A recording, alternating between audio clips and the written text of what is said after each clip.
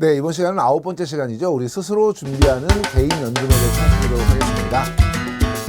자, 개인연금이라고 하는 것은요, 1층에 우리 공적연금, 2층에 기업연금, 그리고 3층에 우리 3층 보장 은퇴 설계의 최종적인 단계가 되는 3단계에 해당되는 것이 이제 개인연금인데요.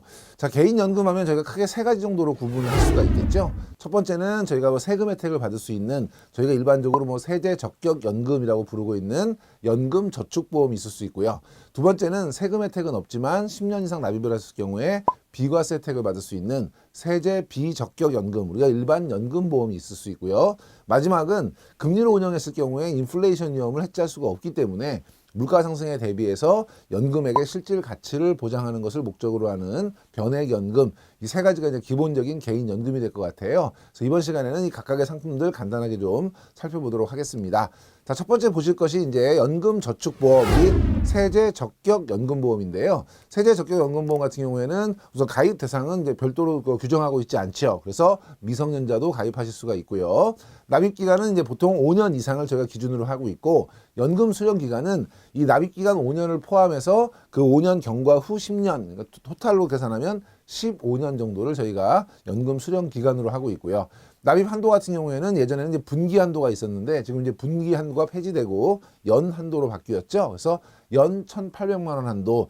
이건 뭘 의미하는 거냐면 예전에 이제 분기 한도가 있을 경우에는 1년 동안 납입을 하지 않으시다가 12월에 1년치를 다 낸다 하더라도 한 분기에 해당하는 것만 세금 혜택을 받으실 수가 있는 거예요. 근데 얘가 이제 연 한도로 바뀌게 되면 1년 동안 한 번도 내지 않다가 12월에 연한도에 해당하는 1,800만 원을 전부 다 납입을 하시더라도 그 경우에 세제 혜택을 받을 수 있다는 것이 차이점이기 때문에 여러분이 구분해서 기억을 좀 해두시면 좋을 것 같고요. 그다음에 중도 해지 같은 경우에는 납입 기간이 지금 5년으로 짧아졌기 때문에 중간에 자유롭게 해지할 수 있고, 만약에 해지를 하더라도 중도 가산세 같은 이제 페널티는 부과되지 않는 것으로 이제 변경이 되었고요. 계좌 이전은 뭐 A라고 하는 금융기관에 제가 연금저축보험을 가입했는데 A라는 금융기관이 마음에 들지 않는다. 그러면 이걸 깨고 다시 가입하는 것이 아니라 그 계좌 그대로 다른 B라고 하는 금융기관으로 이전할 수 있도록 허용을 해서 금융기관 간 이전이 이제 자유롭다는 것이 특징이고요. 마지막에 이제 계약 승계가 있는데 가입자가 사망하실 경우에는 배우자에 한해서 그 계약을 승계할 수 있도록 저희가 허용을 하고 있습니다.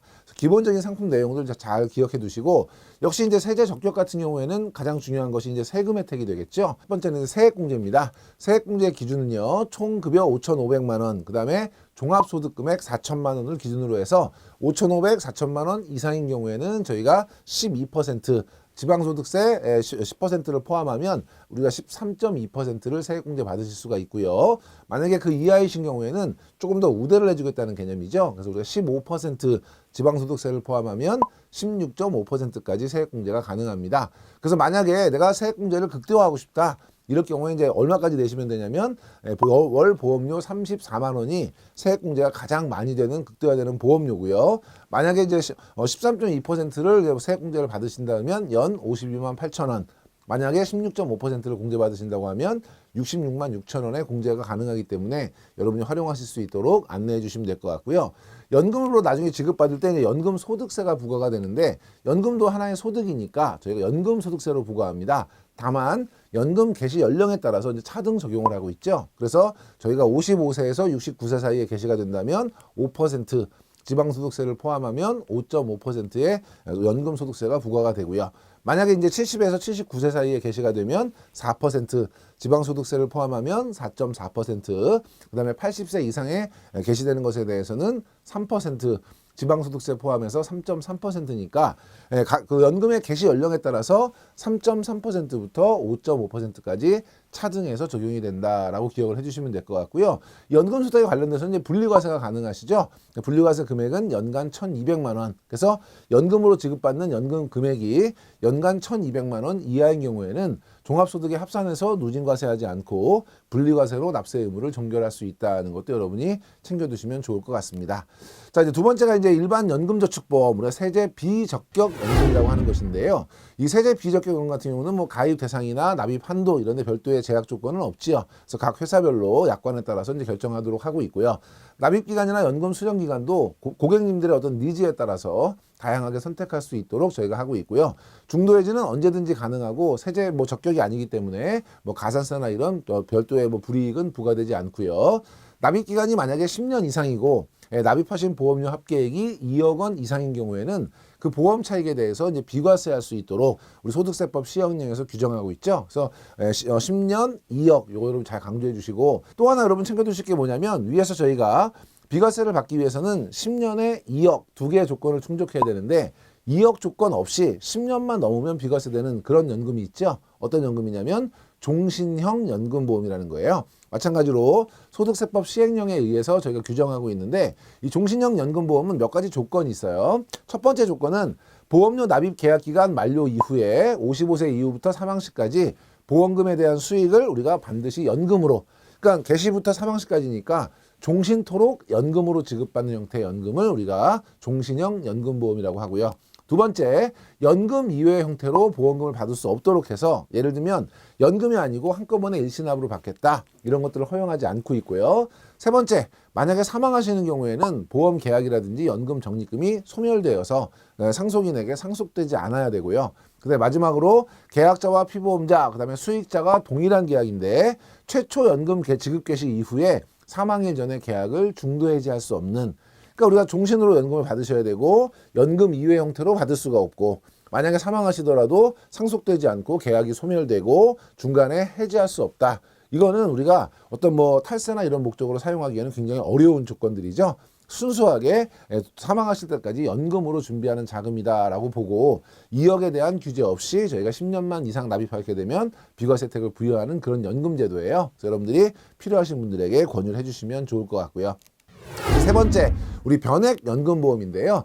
앞서 배웠던 연금들은 공시이율이라고 하는 이제 이자율로 굴러가기 때문에 만약에 물가 상승, 인플레이션 같은 것들이 발생하게 되면 보험금 가치를 보전하기가 어렵습니다. 그래서 실적 배당, 특별 계정이라고 하는 이제 펀드로 운영을 하면서 실질 가치를 보전하고자 하는 것이 이제 변액연금의 기본적인 특징이죠. 가입 대상이나 납입 한도는 이제 별도로 저희가 제한하고 있지 않고요. 납입 기간이나 연금 수령 기간도 이제 고객 니즈에 맞도록 선택하실 수 있고, 다만 특별 계정 운용 실적에 따라서 해지 환급금이라든지 연금 지급액 같은 것들이 변동이 될 수 있고, 물가 상승률보다 높은 수익을 추구할 때 이제 많이 활용하는 그런 보험으로 여러분 이해해 주시면 될 것 같아요. 마찬가지로 납입 기간이 10년 이상이고 보험료 납입 합계액이 2억 원 이상인 경우에는 이자 소득에 대해서 비과세가 적용이 되고요. 자, 변액연금이 가지고 있는 장점은 저희가 크게 4가지 정도로 보실 수가 있을 것 같아요. 첫 번째는 원금 보장이죠. 제1보험기간, 그래서 보험을 가입하시고 연금 개시가 되기 전, 연금 개시 전 보험기간에는 저희가 최저 사망보험금 보증을 하죠. 기납입보험료 수준으로. 그러니까 기납입보험료라는 결국 원금이니까 연금 개시 전에 사망하시게 되면 원금은 보장해 드리겠습니다. 이런 개념이고요. 두 번째, 우리 연금 개시 이후 제2보험기간에는 연금 적립금 최저 보증을 하죠. 그렇기 때문에 이것도 역시 기납입보험료 수준으로, 그러니까 연금 개시 전에 사망을 하시든 연금 개시 이후에 연금 지급에 대해서는 기납입보험료로 최저 수준 보장을 하기 때문에 중간에 해지만 하지 않으면 원금은 보장받을 수 있다라고 저희가 말씀드릴 수 있고, 다만 지금 2016년 4월부터는 이 연금 적립금 최저 보증은 별도의 보증 비용을 내기 때문에 고객분들이 강제로 무조건 가입을 하게 되면 선택권이 좀 박탈된다라는 법적 해석이 있어서 최근에는 선택하실 수 있도록 하고 있죠. 그러니까 우리가 변액연금 가입하시면서 나는 최저연금 적립금 보장받고 싶다라고 체크하시면 일정한 비용을 내시고 어쨌든 원금은 보장받을 수 있다라는 것이 이제 첫 번째 특징이고요. 두 번째, 자금 운용의 융통성을 가져갈 수 있다. 예를 들면 좀 최근에 나온 연금들에는 뭐 중도 인출이라든지 아니면 추가 납입이라든지 이런 기능들이 있기 때문에 자금을 좀 융통성 있게 운영하실 수가 있고요. 세 번째, 유연성이라는 것이 있죠.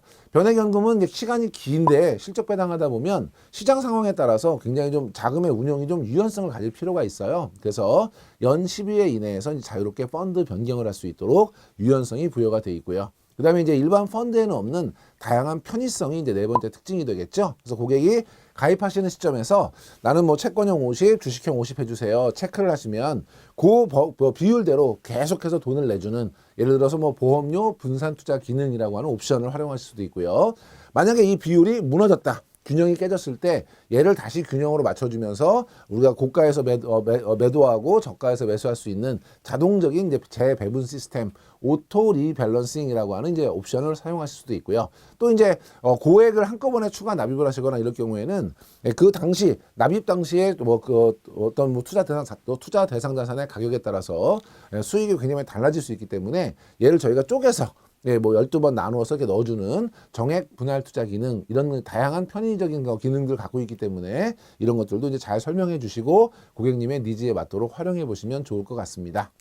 자, 개인연금을 활용하시는 포인트 5가지 한번 살펴볼까요? 첫 번째, 세제 적격 연금, 뭐 세액공제 얼마 안 되니까 뭐 상관없다 하시는 분도 있겠지만 그것도 굉장히 큰 금액이기 때문에 세액공제 받을 수 있는 우리 이제 세제 적격 연금하고 세제 비적격 10년 이상 비과세가 가능한 비적격 연금을 조화롭게 잘 활용하시는 게 첫 번째 포인트가 되겠고요.